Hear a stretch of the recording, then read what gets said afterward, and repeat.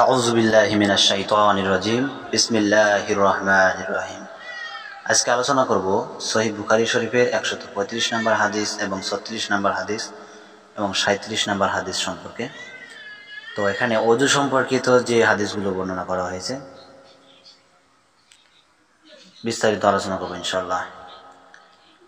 সহিহ বুখারী শরীফের 135 নম্বর হাদিসে বলা আছে, আবু হুরায়রা রাদিয়াল্লাহু তাআলা হতে বর্ণিত, তিনি বলেন, আল্লাহ রাসূল সাল্লাল্লাহু আলাইহি সাল্লাম বলেছেন, যে ব্যক্তির হাদাস হয় তার সালাত কবুল হবে না যতক্ষণ না সে ওযু করে। হাজরা মাউতের জনৈক ব্যক্তি বলল, হে আবু হুরায়রা রাদিয়াল্লাহু আনহু, হাদাস কি? তিনি বললেন, নিঃশব্দে বা সশব্দে বায়ু বের হওয়া। হাদিসটি আবার পড়ছি। আবু হুরায়রা রাদিয়াল্লাহু তাআলা হতে বর্ণিত, তিনি বলেন, আল্লাহ রাসূল সাল্লাল্লাহু আলাইহি সাল্লাম বলেছেন, যে ব্যক্তির হাদাস হয় তার সালাত কবুল হবে না যতক্ষণ না সে ওযু করে।